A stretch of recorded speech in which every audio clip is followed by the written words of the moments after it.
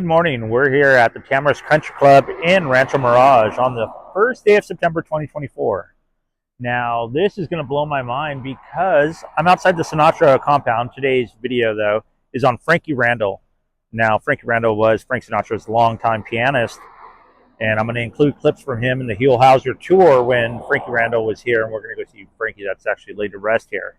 But I just pulled up right now on Frank Sinatra Drive, and this is crazy. Let me show you. So we're directly outside Frank Sinatra's house, and this is where Huell Hauser was when in the opening scene that I'm going to include, and he was waiting here, and this is the gate that opens, and on the other side Frankie Randall was waiting. Now, here we go. As we enter this gate would open, and there used to be a sign here. There's a camera here, and there was also a thing showing that this was a historic area. This is the compound. This is Sinatra's compound, as you can see, and Frankie Randall would have been waiting right there. We're going to get into Frankie and how interesting he was, but they were longtime friends, and also Frank Sinatra's favorite pianist, his house pianist. He had an open invitation to come here anytime he wanted, and as Frank referred to Frankie as the entertainer's entertainer.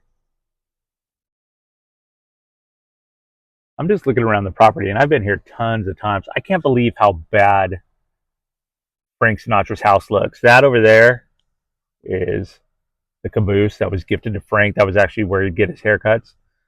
This used to be a helicopter pad right here. It's just fallen into such disrepair. This looks terrible. Everything's just dead. It doesn't even look lived in. I wonder what is left inside the house. And the house goes all the way around, and there's New York, which is another compound on the other side over there. But yeah, this looks just awful. The Sinatra stories are going to come from this old timer here. I am an old timer too. Introduce yourself to us. My name is Frankie Randall-Huell. It's nice to be with you here today. And your association with Sinatra? Well, my association, I'm happy to say, was a long-time friendship. I met Frank Sinatra about 37 years ago at a place called Jilly's in New York. And Jilly, for anyone who knows anything about Frank Sinatra's life, was probably Frank Sinatra's closest and dearest friend of all time.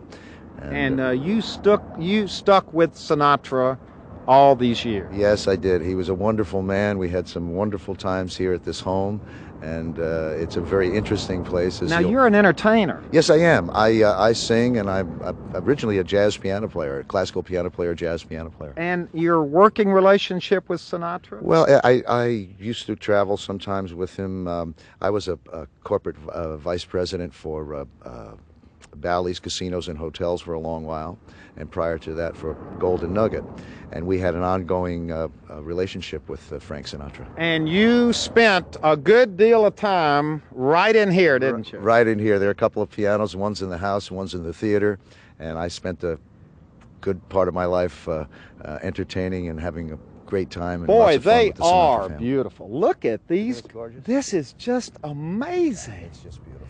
This is, I mean, I don't know what the helicopter pad looked like, but it certainly couldn't look as nice as Not this. as lovely as this. I remember Cheryl T. got married out here one day, and they had a piano set up for me, and we played some music. Cheryl Teague's got married out here. Yeah, right there. Now, was this considered, well, this is kind of still in the outer part of the compound, Yes, though, this isn't is where, when he wanted to go off on his own and play with the train sets, as you'll see, it's just magnificent. the train set? Oh, there are. When you say train Wait a set, minute, this is a brown caboose. this is a caboose that was given to him by some friends and employees, and in there is a room that he used to get his massages in, and there's a barber chair in there for his haircuts and things. Yeah. So this was Frank's barbershop and masseuse table in there. Just a little body maintenance room of And sorts. look at this little house. Isn't this Now, great? this is great. What was this? This is all trains inside, as you'll well see. Once you open that door, it's just train set all the way around the room. Trains. Yes, and there's little rooms that are off to the side that display some real collector's items. I hear Some trains. I hear trains. Gary, you and Elaine better come on. You're going to miss the train stories. Oh no, this is amazing. Look at this. Come on in. It's not magnificent. Oh my God! It's unbelievable. Look at this is serious train stuff here. Train collecting, yes. Now, what's the story here? When did Frank become so infatuated with trains? I think he was always infatuated with trains, quite frankly. He just was fascinated by all of this. And if memory serves me correctly, during the time that I was vice president of the casinos and hotels, I believe we gave him for his birthday, it might have been his 75th birthday, I think we gave him that train set up there. This, look, Louis, up here, this train set right up here, it's hanging down. You gave him that for his 75th? Not me personally. It was either the Golden Nugget or Bally's. I'm not sure, but I know we gave him a couple of collector's items. Because what else do you buy Frank Sinatra? Now, what would happen in this room? Would this happen when he had parties? He'd bring people here? When he had parties, or I would think probably at times that he couldn't sleep because Frank Sinatra was noted for not going to sleep very early at night. And I would think that he probably came in here. I used to see him all the time put a hat on and just run all the buttons back there. You're kidding. Yeah, he had a great time. He would put a hat on. Yeah. And there's a series of hats over there. He generally picked maybe that red hat over there. Wait a minute. We got here's a guy with a hat on. He Frank would lounging. Right. In fact, Elaine was mentioning how Barbara and Frank got married on the 11th of July. And I was invited to the 20th anniversary that they had at the home in Malibu. And as a matter of fact, I wrote a song for the both of them that came from different things that I had heard Barbara say about Frank and Frank say about Barbara. And we were at the Malibu home. There's a little patio outdoors that overlooks the ocean. And there was a piano there, and Robert Wagner had just given a toast. And after that, I sang this song called 20 Years Ago Today, and the both of them were standing in front of the piano and little tears in their eyes, and it was one of those, again, memorable moments.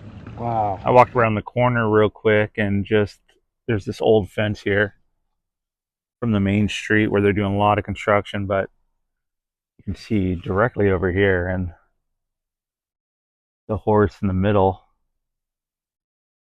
That was a gift to Mr. Sinatra. Wow, this looks so bad. To the piano. And everybody sat next to me at that piano, including Frank and Jerry Vale, or whoever was in the party that night. We would get up and just have a good time. Were you always here to play? I mean, is that the idea that you were kind of providing the music and kind of setting the tone? Of course, I would come as a guest, as a dinner guest, and as a guest to watch the movies and so on. But because I did play piano, and I'm proud to say he enjoyed what I did, we'd wind up at that piano, and it was wonderful. All right, let's go to the piano. This is the piano. This is it. This is the same piano. Wow. It's a gorgeous piano. And how do you feel being back in this room now? It's a bit eerie, actually, in a way, but very comfortable. There were just so many memories I have of well-spent time here, and fun, and hearing him laugh, and just he walking around and having a drink, and me playing a song like, I took a trip on a train, and I thought about you, or any of his favorites, come fly with me, let's fly away, all those songs. And of course, if every so often he'd want to hear some pretty songs like, maybe I should have saved those leftover dreams. Funny, but here's that rainy day. And Jimmy Van Heusen used to live right around the corner, and Jimmy's real name is Chester Babcock. And Frank loved Chester. And Jimmy wrote so many great songs, Love and Marriage, and all those wonderful Academy Award-winning songs that he wrote. And was this a creative place for Sinatra? Would he get ideas in here? Would you all talk about music in here while you were playing? I would very often get a call from him if he had to learn a song. For example, one time he had to learn a song for a movie that Sammy Cahn had written the music to, and he called up, and it was so great to hear his voice at the other end when he would call. And of course, I live right around the corner. And he would say, hey, Cheech, come on over. I got to learn a song. I want you to show me this, or I want you to show me that. And this is where that would happen. That would happen right here. Where would he stand? He'd stand right about where you are, or right here. And just play off of you creatively. Yeah, just kind of go over a song. And at parties, would he like to hear his music, or would he like to hear any kind of music? What kind of music did Sinatra like? Well, of course, he loved the music that he did, but it wasn't necessary to do his music. He was just a music lover. And all kinds of music? All kinds of music. He used to like to listen to the original songs that I wrote, and he was just a big music fan, and he loved musicians. He used to love to hang out with musicians. And actually, he was a musician. His instrument was his throat. Would he play ever? He played, he'd tinkle around a little bit with piano. But he was not a piano player. He never really considered himself a pianist. But wow, the one thing we've heard today that Sinatra didn't do. I mean, we've heard all the wonderful things that he did do. But he played a lot off of you in these creative moments. He had some great piano players. Bill Miller is one of the finest piano players who did that. The Set 'em Up Joes, and he had some wonderful musicians that he took with him on the road. And a lot of those musicians, if we could probably list the people who have been at this piano bench. The best. The best. The absolute best of all time. Okay, so we've made our way over to Desert Memorial Park, where Frank is buried, and also, well, Frank and Frank are buried. I'm still in shock just by seeing the current status and just how bad a disarray Frank's house is in. I hopefully they're doing something with it. From the clips I've shown, Frankie Randall walking around there, that was his home away from home. He lived, like I was saying, on Tamarisk for a time in his life. Across from Frank, would go over and play some songs. But for Frank, a bug. He would play some piano when Frank wanted to learn a new song. He would say, hey, come on over, and he'd be over there. Now, Frankie Randall had a really interesting life besides just living out here in the desert. He also worked in Atlantic City and in Vegas. He worked for the Golden Nugget. He knew Steve WYNN, and the reason Steve WYNN actually gave him a job, well, I'm sure he was good at his job, was because of his personal relationship with Frank Sinatra. Now, he knew that if he could get Frankie, and Frankie would talk to him and tell him, yeah, Frank's not going to leave. When Frank's comfortable somewhere, Frank's going to stay there. Frank was getting paid $50,000 a night by Hotel International at the time. He had a 3-year contract in 1979 that was coming up, and WYNN said, well, I'll give him as much money as he wants. Frankie told him, Sinatra doesn't care about that. He's comfortable. He has a deal going. He says, you got to give him something else. You got to sweeten the pot. So he said, okay, well, just talk to him and see what you can do. As Frankie Randall put it, he went to Frank and he brought up a whole bunch of different things. And he came back to WYNN and said, well, the one thing Frank wants to do is he wants to be in the commercials. WYNN said, done. So Frank Sinatra was in those commercials. I'll include those as well. It's going to be a long video. But yeah, that's how he lured him away from Hotels International. And that's how he started his tenure at the Golden Nugget, which is kind of cool. I mean, that he had that much pull and was that close of a friend, but that's just the type of guy Sinatra was too. So let's go see Sinatra and also Jilly. Jilly was the one that gave Frankie his first start as a piano player in New York City, and that's where Sinatra walked in and saw him and said, who is this guy? And Sinatra was known to say, this guy plays piano so well, he plays it like there's too many keys on the piano. So I got to still find Frankie, even though he's laid to rest here now with Sinatra, somewhere in the area. And let's go find him. I really like this fountain here. It's really peaceful. Just cascading there off to the rocks. But if you come from here, just directly, there's the main drag right there. And when you enter on that gate, Sinatra's right to your right, and we're going to head over there. Appropriate to Frank right here is Jilly Rizzo. Jilly Rizzo was perhaps Frank's closest friend. Ran Jilly's restaurant in New York, and I know that's where Frankie had met him too. Yeah, I started working at Jilly's in the early 60s, and that's where I met Frank Sinatra. At Jilly's? At Jilly's. I was there about 2 weeks playing at the piano bar, and it seemed like the room just parted, and in walked this man that was bigger than life. Sinatra. Now, Jilly had a place out here in Palm Springs as well. He had a place here in Palm Springs. He had a place in Florida, but the place that Jilly started at was on 52nd Street between 8th Avenue and Broadway. Now, it says here he was the best. Do you think, what does that... Sinatra thought he was the best. So that quote could have been from Sinatra about his buddy, Jilly. I would think so. It had to have come from Frank, or certainly a close friend of Jilly's. He was a wonderful guy. And right down here, Sinatra's parents are buried here. Barbara's parents are buried here. And here is the gravesite right here of Francis Albert Sinatra, beloved husband and father. The best is yet to come.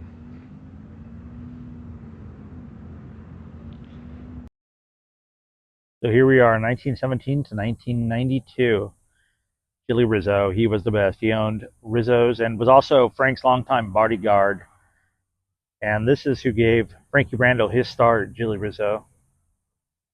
Jilly, sadly, I'll do a video on him one day, died on his birthday out here. He was driving home from his girlfriend's house, supposed to be at Sinatra's house later that day, and someone crashed into him, a drunk driver over in Palm Springs, and his car sadly locked his Jaguar, and he could not open the doors and burned to death inside his car. So rest in peace, Jilly.